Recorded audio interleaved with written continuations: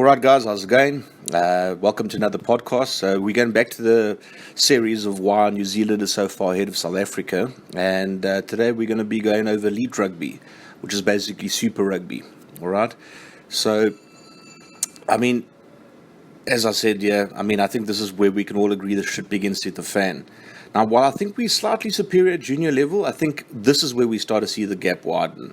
Now, we can't blame the quota system too much here, guys. If you take a look at it historically, it's mostly been white teams getting their backsides kicked. So what are the factors that have led to our decline?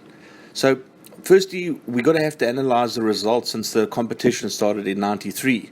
So we take a look at a historical overview of the competition. You can see it's gone through many different eras.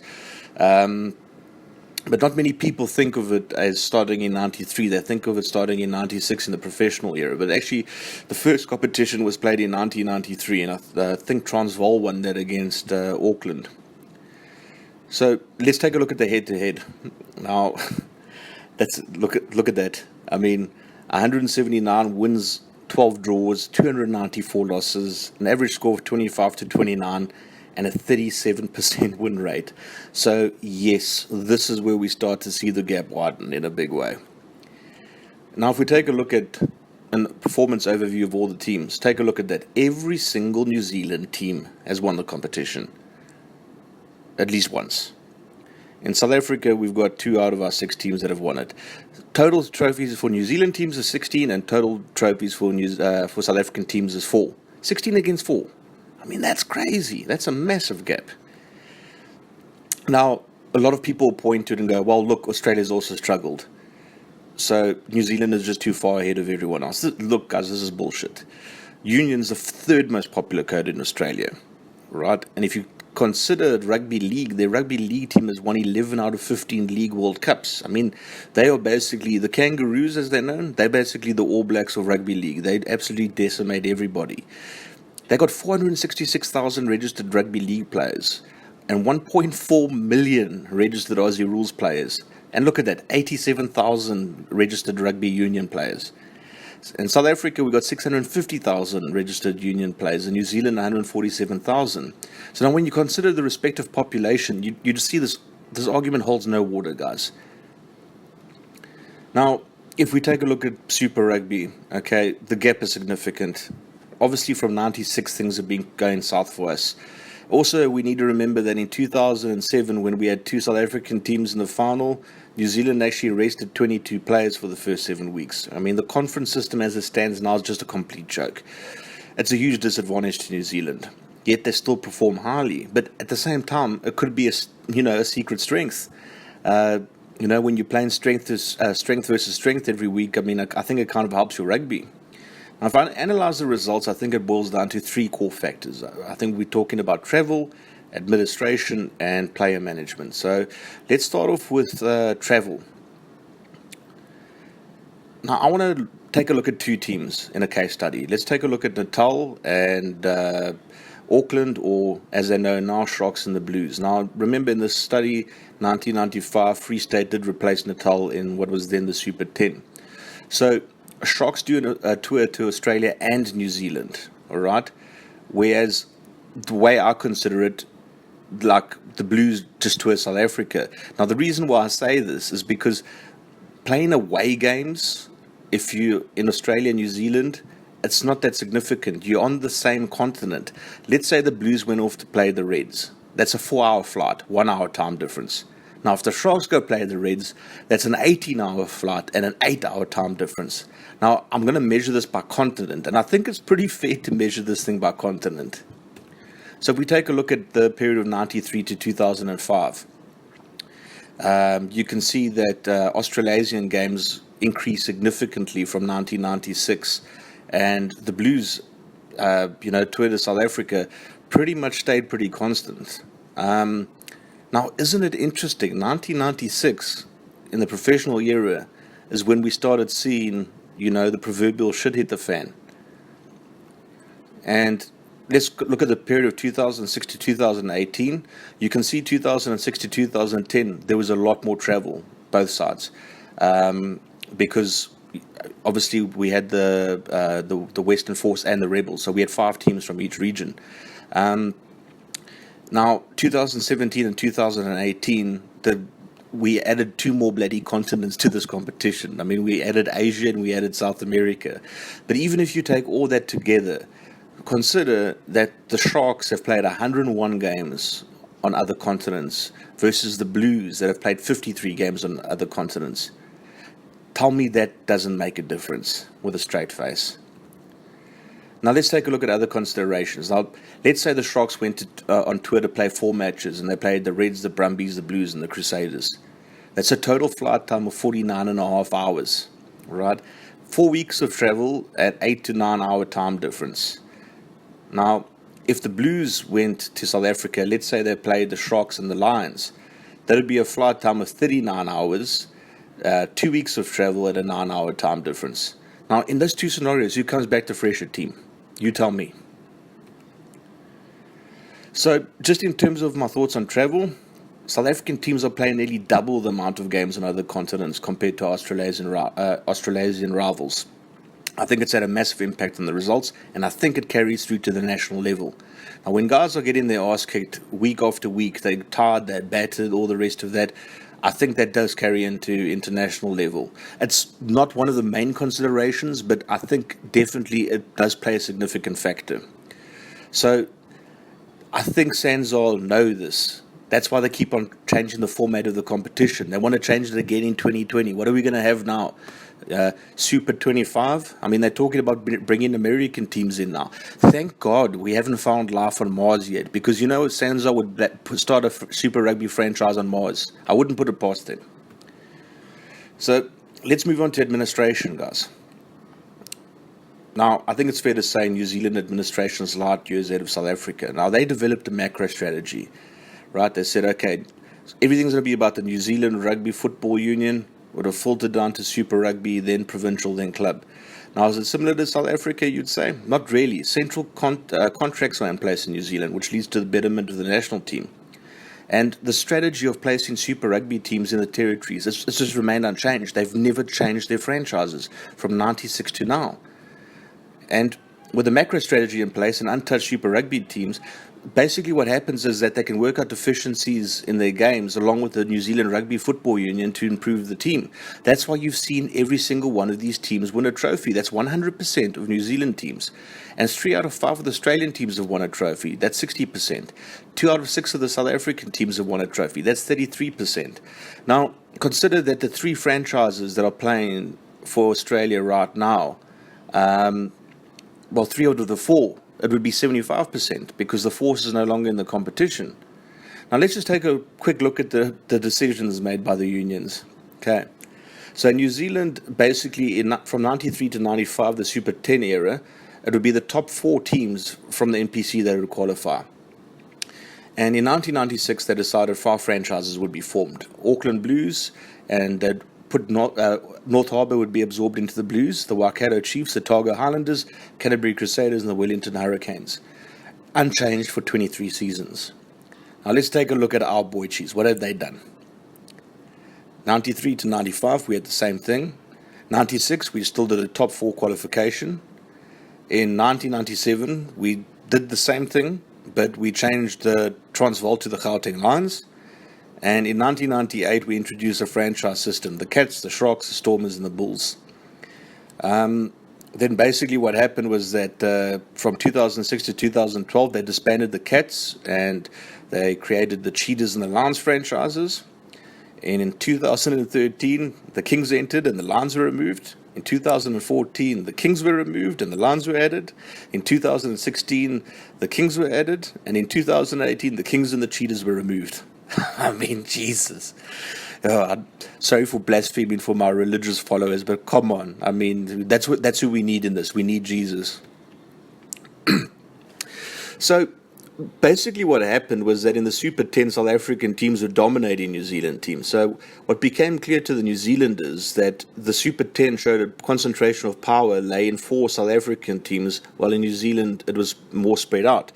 Now, to support this theory, consider the 95 World Cup squads.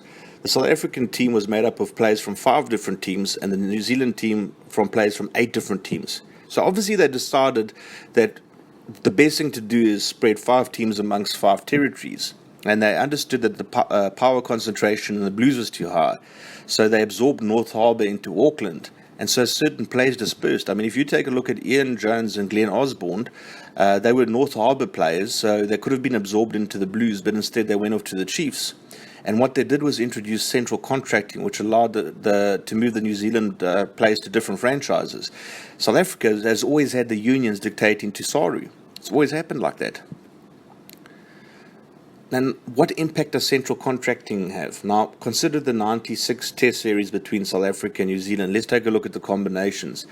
The tight five from New Zealand was 4 Blues players and 1 Chiefs player. In South Africa, it was two Bulls, 1 Cheetah, 1 Lion, 1 Shark. The loose forwards, 2 Blues, 1 Highlander. From South Africa, a Shark, a Bull, a Cheetah. The halfback combination was 2 Crusaders. South Africa, 1 Bull, 1 Stormer. And the centres, 2 Blues, 2 Lions from South Africa. In the back 3, we had 2 Highlanders and 1 Blue. And South Africa, we had a Lion, a Shark, and a Stormer.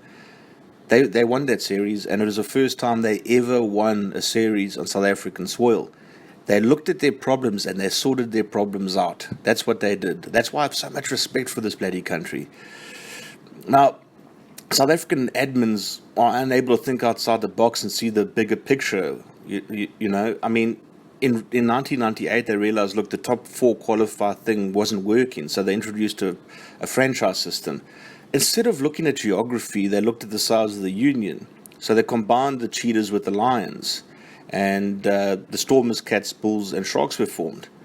Now, I've gone over that. Look at that, from 2006 to 2018. I mean, now after they booted out the Kings and the Cheetahs in 2018, now the Kings went from 2-13 in 2016, then to 6-9 in 2017. And they got booted from the competition, ended up with a 1-20 Pro 14 record. Now, SARU announced on the 7th of July 2017 that the Kings and Cheetahs will leave. The 1st of August, they announced their participation in the Pro 14. On the 15th, the Kings started making signings, and on the 2nd of September, they played their first game. Compare the two administrations. Compare the two. It's no competition. I mean, this is just a clusterfuck, like I like to say. So, what's the impact been? Well, New Zealand's shown that successful sporting teams in general have shown that continuity, outside the box thinking, and effective management can lead to success. Continuity allows a system to be built. It allows a fan system to come about. You know, having a team out of a year for even out of the Super Rugby for 1 year can lead to devastation. The Lions lost 100 million rand being outside the competition for a year. Now consider from 96 how we've been represented. I mean, take a look at that, guys. We've had 11 different teams in this competition since the professional era. New Zealand's only had 5 different teams. It's just beyond shocking. So let's move on to player management. So what would happen if SARU was competent? Now, I'm not saying we need to copy New Zealand's system, but it's clear that we need competent leadership, and it could have been different. Firstly, and I know I'm going to get haters for this, I think the Lions and the Bulls should have been combined. I don't care about sentiment, I care about results. Bloem to Joburg is 400 kilometers. Pretoria to Joburg is 62 kilometers. Geographically, it just makes sense. Now you're going to say the Bulls and the Lions have a rivalry. North Harbour and Auckland have a hectic rivalry. They were 18 kilometers away, and they formed out of necessity. They look at necessity instead of what the individual unions think. So let's say we formed it like this, right? We had a team called the Rhinos, made up of the Bulls and Lions, Stormers, Cheetahs, drawn from Griquas, Sharks, and the Kings. Now, the reality is that the SARU should have had the foresight to know politics would play a large role in rugby, and that's why the Kings would be a necessity. Now, central contracting would have allowed us to play combinations at different franchises. So let's just take a look at what could have been in 1996. Now, if you take a look at this mix of players, this is when we still had quite a bit of depth in South African rugby. Now, this is in 1996. Take a look at the halfback combination of the Rhinos, for example. That was our Springbok combination. If they're playing every week, they're getting used to each other. And at the Kings, we got a young halfback combination because we think they can be a future Springbok combination, playing with each other week in, week out. Same if you take a look at the tight five from the Kings. Now, you take a look at the tight five from the Rhinos. I mean, that was the Springbok starting lineup back then. So essentially what you've got here is you've got a nice mix of between youth and experience within the different combinations. Now, this is by no means a perfect system. I'm just giving you an example of the power of central contracting. It's an absolutely genius system. Now, you've got to think about the power of combinations. I'm talking about it a lot, but let's talk about it in reality. Now, Richie McCaw once asked who was the best team he ever played, and he answered straight, without a hesitation. He said the 2009 Springboks were the best team he played. Now, let's take a look at the 2009 Springbok team. Look at that. In the tight five, you've got a shark front row and a bull-lock combination. In the loose forwards, you've got two cheetahs and a bull. Now, in the eighth man to scrum off channel, you've got Spes feeding to Farid du Preez. There's an understanding there. Farid du Preez and Mornay Steyn were a combination. If you take a look at the back three, you've got two sharks and a bull. And you take a look at the midfield, you might have a liner and a stormer, but at the same time, those two had been playing with each other at international level for so long, they knew each other like the back of their hands. Now, can you imagine how much more devastating it would have been if Jacques Fourie and Jean de Villiers were playing as a centre combination from a younger age? I mean, that could have been even more devastating potentially. Now, my opinion is we should be looking at this at Super Rugby level already. So, if we take a look at Damian Willems and Ambrose Papier, it's almost certain they're going to be a future halfback pairing. So they should be playing together now. So by the time they BOK regulars, they're going to know each other back to front. And if we take a look at school levels and we just try and understand who we think might be future Springboks, we should try and make sure they're the same province. So you take a look at Brendan Fenter and Wycliffe Latour, for example. Put them together, let them play at Western Province under 20 level, SA under 20 level, Western Province, then Stormers, then Springboks. Now, it's not always going to work out, but if it does work out, it can be devastating. I don't think we should only be focusing on the individual. I think there has to be a focus on combinations. Now, if you take a look at the player pools, South Africa is currently supporting 989 players.